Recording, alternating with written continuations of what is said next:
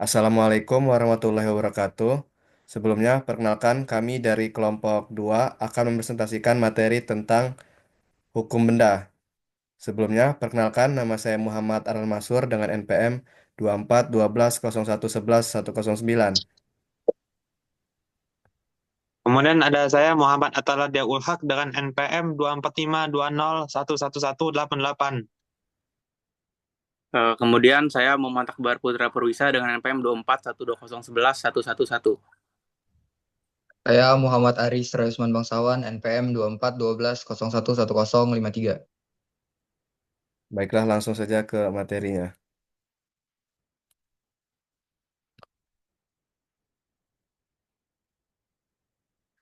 Yang pertama, ada pengertian tentang benda dan hukum benda. Pengertian benda. Menurut pasal 499 KUH Perdata, segala barang dan segala hak yang dapat dikuasai oleh hak milik disebut benda.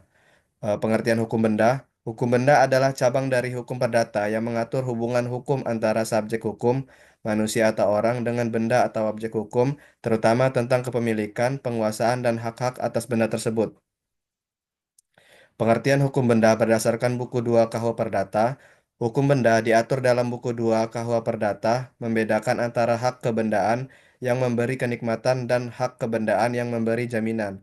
Hak kebendaan adalah hak mutlak terhadap benda yang wajib diakui dan dihormati semua orang.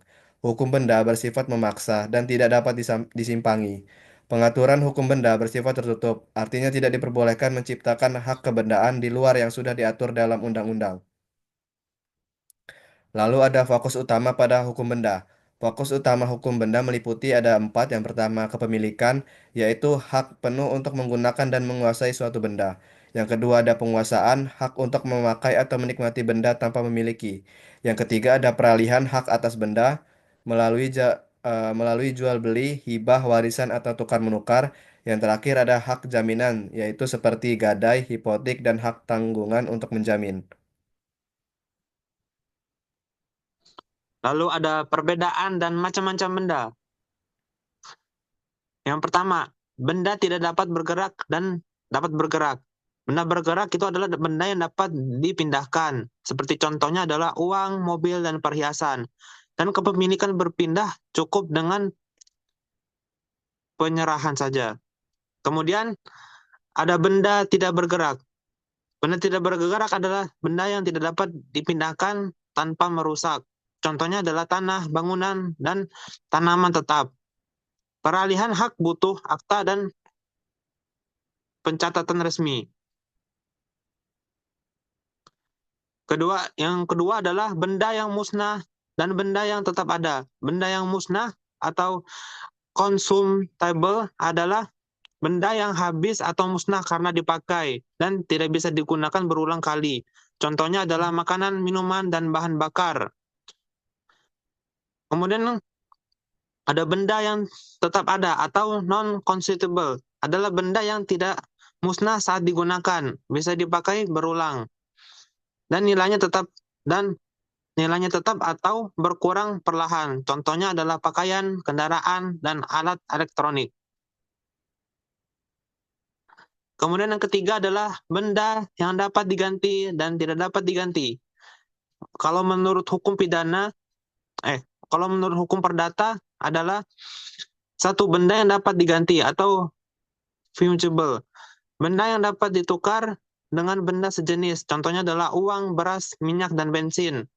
Kemudian ada benda yang tidak dapat diganti atau non-fungible.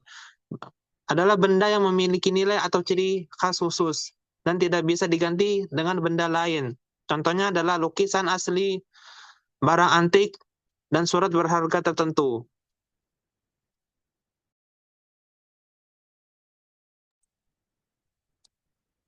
Baik, yang keempat ada benda yang dapat dibagi dan yang tidak dapat dibagi. Benda yang dapat dibagi bisa dibagi tanpa mengubah hakikatnya atau nilainya. Contoh, tanah, uang, dan beras. Umumnya dibagi dalam warisan atau pembagian harta. Benda yang tidak bisa dibagi. Benda yang tidak bisa dibagi tanpa merusak bentuk atau fungsinya. Contoh, mobil, lukisan, dan rumah. Biasanya harus dijual dulu, lalu hasilnya dibagi. Selanjutnya, nomor 5, benda yang diperdagangkan dan yang tidak diperdagangkan. 1. Benda yang diperdagangkan. Benda yang boleh dimiliki dan dialihkan kepada pihak lain secara hukum. Contohnya rumah, kendaraan, pakaian, dan makanan. Selanjutnya, benda yang tidak dapat diperdagangkan. Benda yang tidak boleh dimiliki atau dialihkan karena alasan hukum, moral, atau kepentingan umum. Contohnya, benda milik negara, benda terlarang, narkotika tanpa izin, barang cagar budaya. Penjelasan UU PA Nomor 5 Tahun 1960. Undang-Undang Pokok Agraria atau PA Nomor 5 Tahun 1960 merupakan dasar hukum utama pertahanan di Indonesia yang menghapus dualisme hukum antara hukum kolonial dan hukum adat. UU PA menegaskan bahwa tanah dikuasai oleh negara untuk memakmurkan rakyat dan hanya dapat dimiliki oleh warga negara Indonesia. UU PA mengatur berbagai hak atas tanah seperti hak milik, hak guna, hak usaha, hak guna bangunan, dan hak pakai, serta mengakui hukum adat selama tidak bertentangan dengan kepentingan nasional. Undang-undang ini juga melarang pemilikan oleh orang asing dan mendorong reformasi agraria demi keadilan sosial.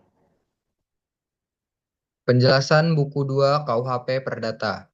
Buku 2 KUHP Perdata mengatur tentang hukum kebendaan, yaitu segala hal yang berkaitan dengan benda dan hak atas benda. Di dalamnya dijelaskan jenis-jenis benda, hak milik, serta cara memperoleh dan menghilangkan hak tersebut. Buku ini juga memuat peraturan tentang hak kebendaan lain seperti hak pakai, hak sewa, hak gadai, dan hipotek. Tujuannya adalah untuk memberikan kepastian hukum dan perlindungan terhadap hak atas benda dalam kehidupan bermasyarakat.